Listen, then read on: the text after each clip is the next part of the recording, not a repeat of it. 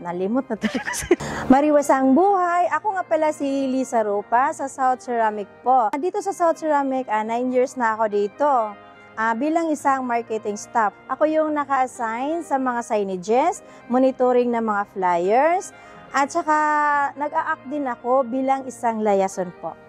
Sa dekada ni South Ceramic at saka sa 9 na taon ko dito kay South Ceramic, si Mariwasa is kilala siya doon sa mga loyal naming customers. Tinangkilik nila si Mariwasa product dahil sila ay durable na at saka yung matibay talaga si Mariwasa po.